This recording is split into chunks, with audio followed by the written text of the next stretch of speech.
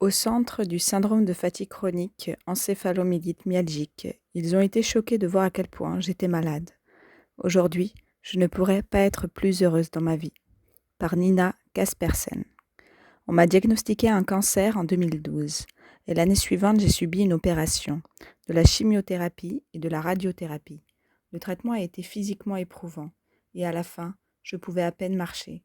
Après quelques semaines de repos, j'attendais avec impatience de commencer une rééducation sous la supervision du kinésithérapeute de l'hôpital. J'étais motivée, prête à faire de vrais efforts. Mais au lieu d'aller mieux, mon état s'est aggravé jusqu'à ce que je finisse alité. 1. On m'a dit que je souffrais de fatigue liée au traitement du cancer.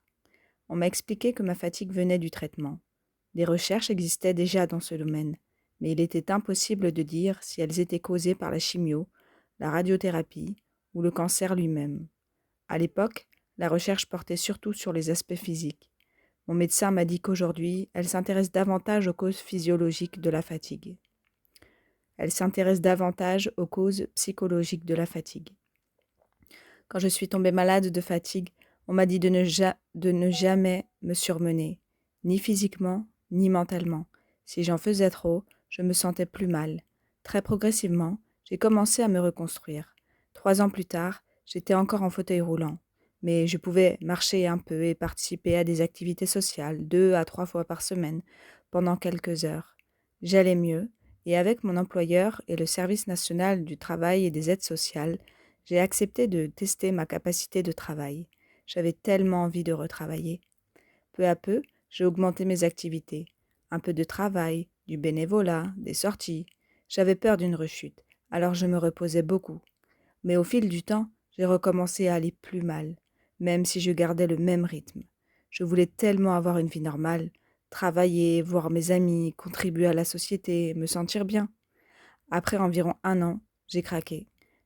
Une étrange sensation d'épuisement m'a envahi d'un coup, et je pouvais à peine bouger dans mon lit.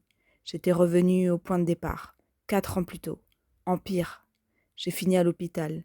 Les analyses de sang étaient parfaites, malgré le fait que je pouvais à peine tenir debout. Mes journées étaient remplies de douleurs physiques et de malaise. J'étais convaincue que tous mes problèmes avaient des causes physiques, qu'il s'agisse de palpitations, de douleurs fluctuantes, de terribles douleurs thoraciques ou de difficultés respiratoires. On m'a transférée dans une maison de soins, d'abord en rééducation pour quelques mois, puis en placement de longue durée. Je bougeais de moins en moins dans mon lit, persuadée que le moindre mouvement risquait de m'épuiser ou de m'aggraver dans mon état. 2. Le médecin de la maison de soins a tenté de m'aider. On m'a proposé de parler à un psychologue, mais j'ai refusé, convaincue que la cause de ma maladie était physique. On a testé divers médicaments, sans succès. Mon état empirait. Mes problèmes physiques faisaient que je dormais très peu. Après plusieurs nuits sans sommeil, on m'a envoyé à l'hôpital où l'on m'a prescrit un somnifère très puissant.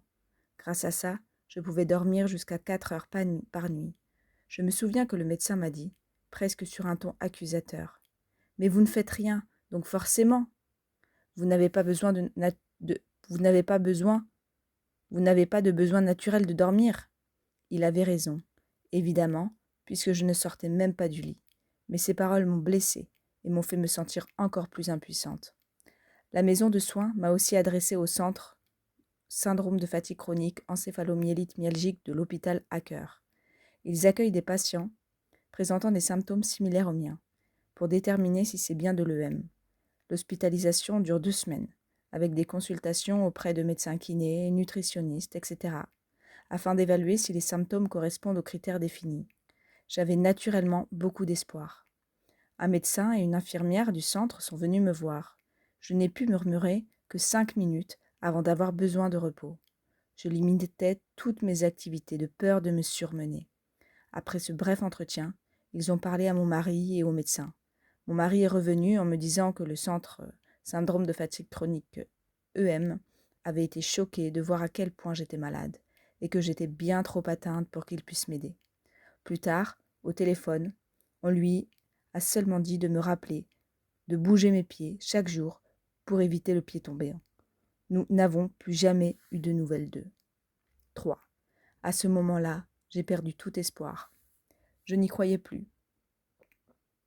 J'ai supplié mon mari de me ramener à la maison pour que je tente une rééducation douce par moi-même, comme la première fois. Il a pris plusieurs mois de congé sans solde, transformé une pièce de notre appartement en chambre médicalisée et a assumé tous mes soins. Nous avons aussi demandé des aides, infirmiers à domicile et assistants personnels. Cela a pris des mois, demandes, réunions, visites, recours, avant d'obtenir enfin de l'aide. Mon mari a pu reprendre le travail, mais il restait mon aidant principal la nuit et le week-end. Nous étions épuisés. Je restais enfermée dans une petite pièce, nourrie et soignée, à peine capable de me retourner dans le lit, sans contact avec le monde extérieur. Ma vie n'avait plus de valeur. Je culpabilisais énormément de faire porter ce fardeau à mon mari. Je n'avais plus envie de vivre, même si, au fond de moi, je voulais encore vivre. 4. Le tournant. La découverte du Lightning Process. Nous avons entendu parler du Lightning Process. Nous avons accepté, par pur désespoir, car c'était la première fois qu'on nous parlait d'une méthode ayant aidé d'autres personnes dans ma situation. Live, Landmark, m'a appelé un dimanche, m'a dit que je pouvais suivre une formation dès le vendredi suivant. Sinon, il faudrait attendre plusieurs mois pour qu'elle vienne à domicile. Je ne croyais pas possible d'aller à un cours.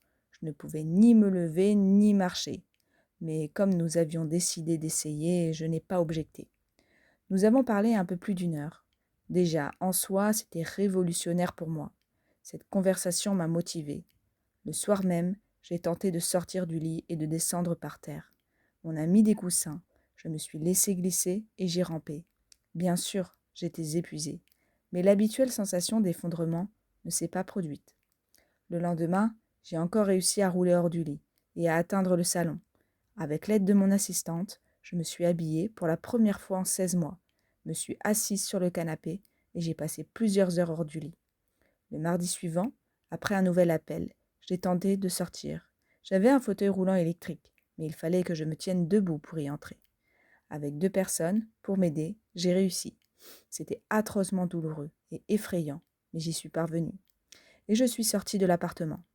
Le mercredi, je suis allée dans un café avec mon assistante et j'ai acheté un cadeau de Noël pour mon mari. Ça s'est bien passé. À ce stade, j'étais convaincue que je pourrais assister à la formation. 5. Fais, ne pense pas. Au cours de la formation, j'ai appris à travailler sur mes schémas de pensée pour aller mieux. J'ai commencé à croire que mon corps pouvait supporter l'effort physique et j'ai cessé de m'attendre à ce que toute activité m'aggrave. Aujourd'hui, 6 mois plus tard, je fais du sport 2 à 3 fois par semaine. Je suis partie en vacances aux Canaries et à Londres. Je profite d'une vie sociale active. J'ai repris le bénévolat et je suis ravie de ma vie. Malheureusement, je ne pourrai pas retravailler car on m'a diagnostiqué un nouveau cancer. Mais cette fois, je sais à quoi m'attendre. J'ai un formidable réseau de soutien et les outils mentaux qui, avec l'activité physique, m'aideront à traverser le traitement. Article initialement relayé par l'excellent site de témoignages de rémission Recovery Knowledge le 22 novembre 2021. Traduit par Nausicaa Naturo